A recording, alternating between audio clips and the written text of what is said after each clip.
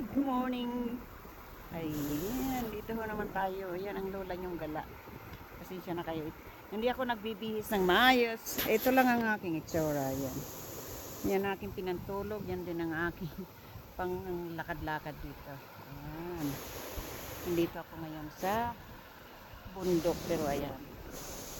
Ganda ng cottage, diba?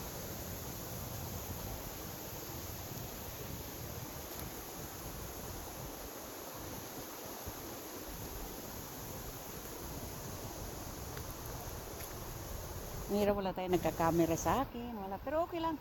Gi-enjoy lang naman eh. Lola yung gala. Gi-enjoy lang ang lolang gala. Diba? Ang lola yung gala. Gala ng gala.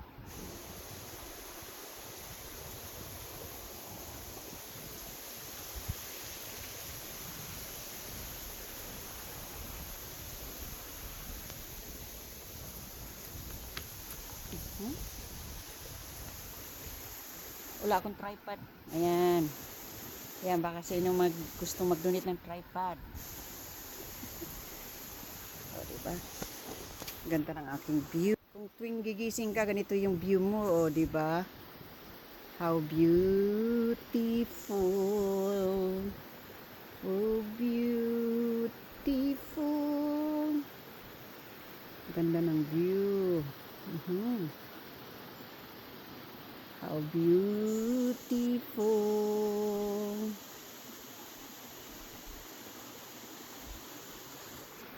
Ganito lang ang buhay ng gurang. Gala kahit nag-iisa dahil stress-free tayo. Nasa stress-free. Stress-free. Walang stress. Diba? Ganito ang view mo araw-araw. O, diba? Wala yung stress mo dito.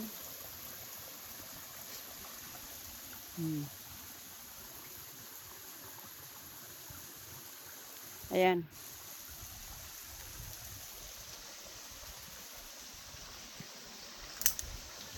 Kung kayo ay sanay sa adventure, sanay sa mga gubat, ayan. Magugustuhan nyo itong mga ganito. Kaysa na doon ka sa city lagi, eh, makita mo traffic, usok. Lalo na ngayon maraming sunog kahit saan. Kahit saan maraming sunog, kaya ayan. O, diba?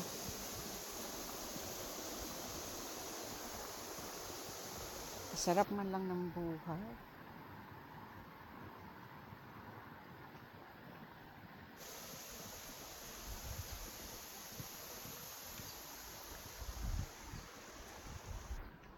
Sayang walang nagka-camera sa akin kaya.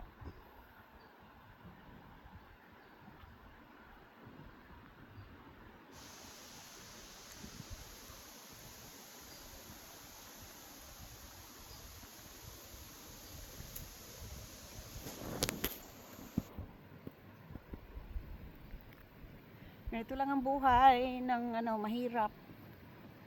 Ayan. Mahirap na dito. Pag senior citizen ka na, ayan.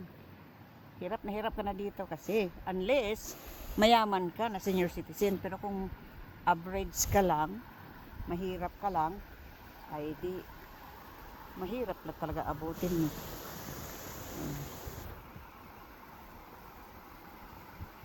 Diba?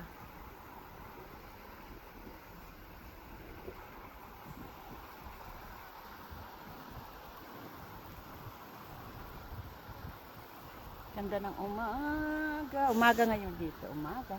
Dito ako natulog. Ay, ganda.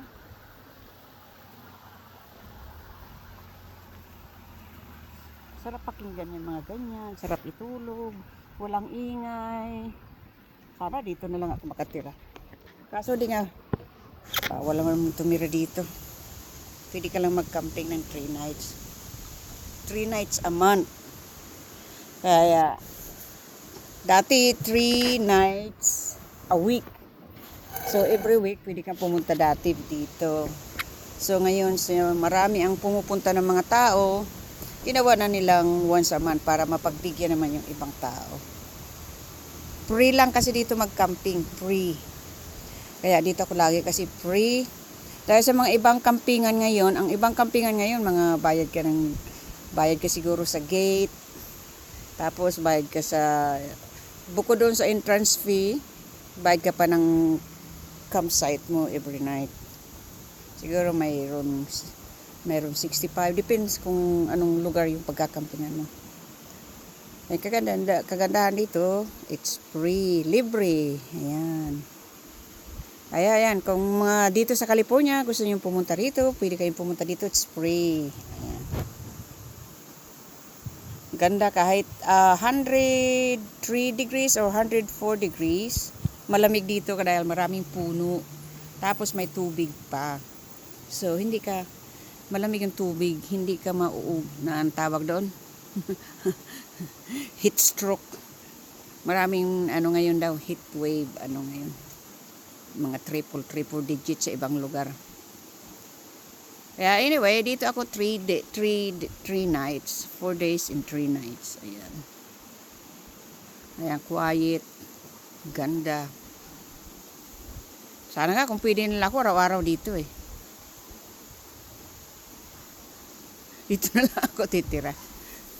Doon sa kung ka, gusto mong tumira ng libre, mag-apply ka sa mga national park. Pero ikaw magiging caretaker ng national park, tumira ka ng libre. Ganun. Kaya lang long line, marami nag-a-apply. Mostly yung mga military na nag-retired, gusto nila yun na tumitira sila sa mga national park. Pero yun nga, sila ay volunteer lang. Doon sila tumitira for free pero naka-volunteer sila. Pero maganda. For example, sa Yosemite, 6 months, kan titira doon for free. Libre rent, no utilities to pay. Everything is free. So, ewan ko lang ang pagkain. Pero, yeah, libre ka pero mag-volunteer ka nga doon.